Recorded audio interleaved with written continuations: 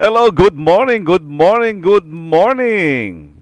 Isang pinagpalang araw po sa ating lahat.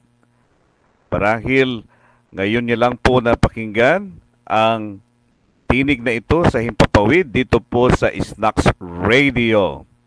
Isa sa mga pinagpapasalamat natin sa Diyos, ang atin pong kasamahan dito po sa atin pong Snacks Radio, walang iba kundi si Brother Algin. So binabati natin siya ng isang magandang umaga. Maraming salamat po sa inyong pagbibigay ng pagkakataon na magkaroon tayo ng programa sa istasyong ito. At para po sa kabatiran ng lahat, ang atin pong programa ay pinamagatan po nating magmerienda tayo. Bahagi po ng ating programa ay ang maikli pong pagbubulay-bulay sa kaniyang mga salita. At ang atin pong pupuntahan ngayon ay mula sa aklat ni Mateo, kabanatang 20, mga talatang 34 hanggang sa mga sumunod na talata. At simulan na lang natin dito sa 36. Dahil mula po sa unang mga talata, nabanggit po na may mga Pariseo na tila ayaw maniwala sa ating Panginoong Hesus. Kaya sila po ay nagpasyang subukin ng ating Panginoon. At sabi po dito sa 36, Guro, ano po ba ang pinakamahalagang utos sa kautusan? At sumagot po ang ating Panginoong Yesus sa verse 37. Sumagot si Jesus, mahalin mo ang Panginoon mong Diyos ng buong puso, ng buong kaluluwa, at ng buong pag-iisip. 38. Ito ang pinakamahalagang utos sa lahat. 39. At ang ikalawang pinakamahalagang utos ay katulad din nito.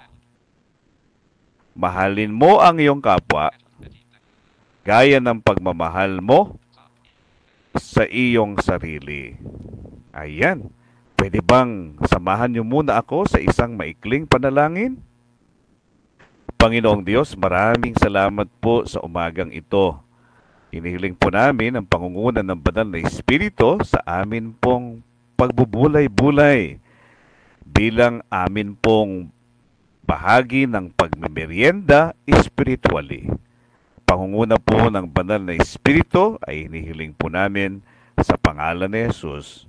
Amen and Amen. Ayan, tako na po tayo sa ating pagbubulay-bulay.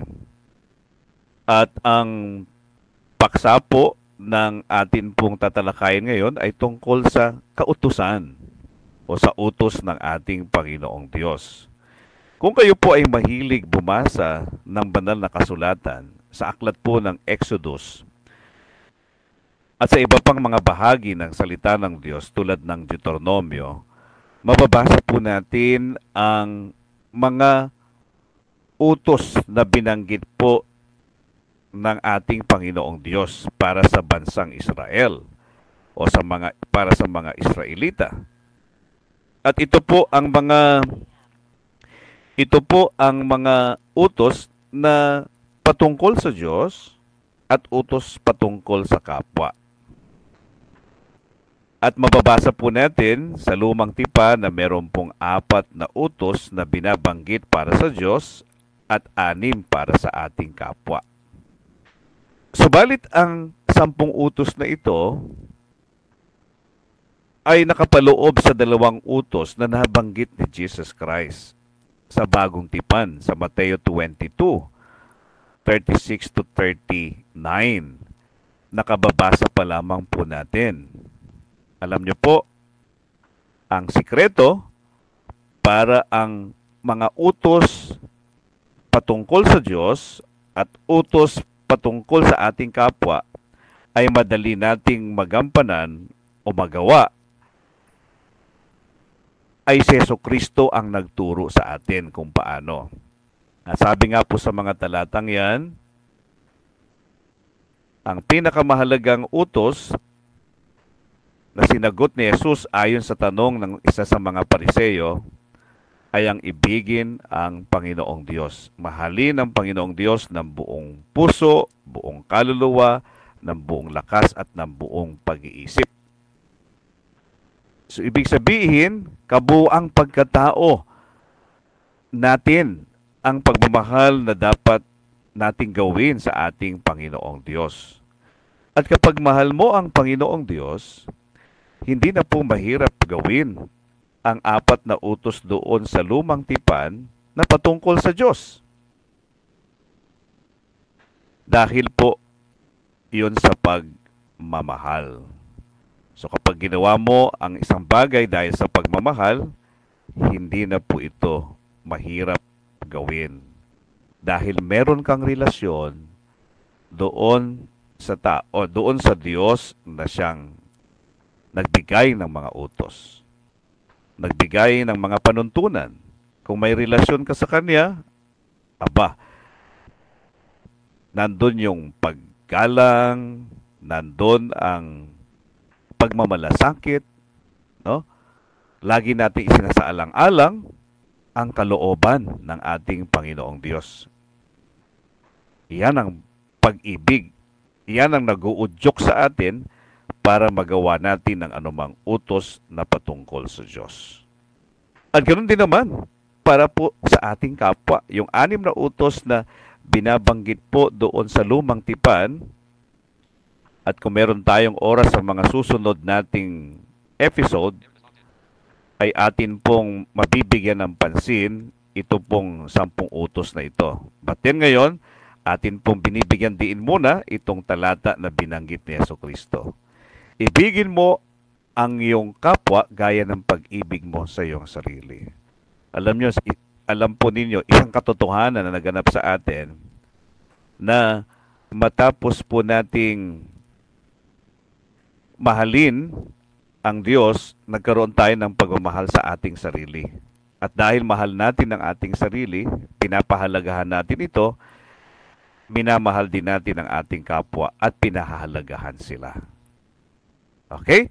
So bago po tayo magpatuloy sa lumang tipan na binabanggit patungkol sa mga tao, hindi na rin po mahirap gawin.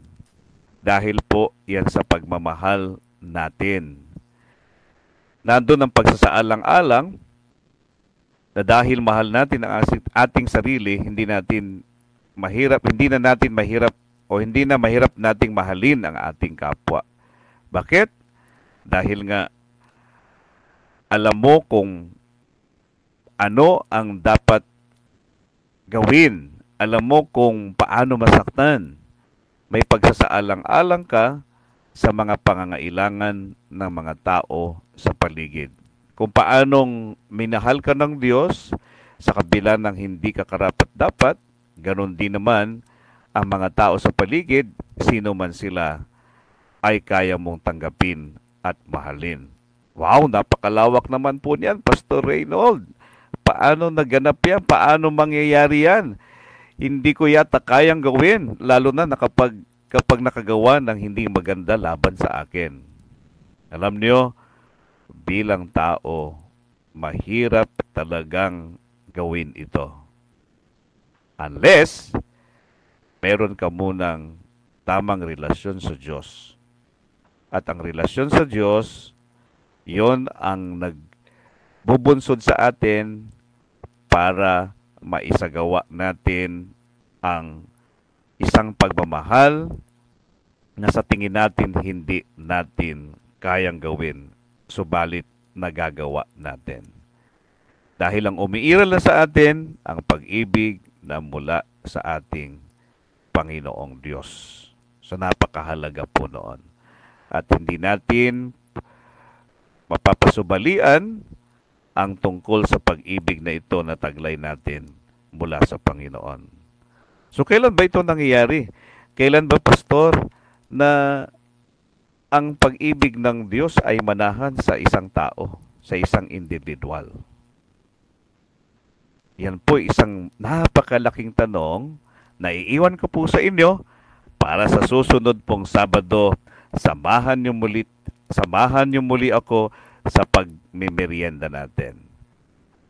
So bago po ako magtapos, pinabati ko muna po ang ating mga kaibigan, si Pastor Nick Bacani, sa kanya pong pakikinig sa umagang ito. Pinabati din natin ang lahat ng mga nagsisipagdalo sa Snacks Devotion. Isang mapagpalang umaga sa inyong lahat. Patuloy kayong samahan ng Diyos sa buong maghapong ito na ipagkakatiwalan niya sa bawat isa sa atin. At siyempre pa, binabati ko ang aking asawa, si Sister Judith, at ganoon din ang aming nag-iisang prinsesa o nag-iisang anak na si Princess Aroha. Magandang umaga sa inyong pakikinig. Muli po, kung hindi pa kayo tapos magmerienda, tuloy-tuloy lang po. Merienda tayo.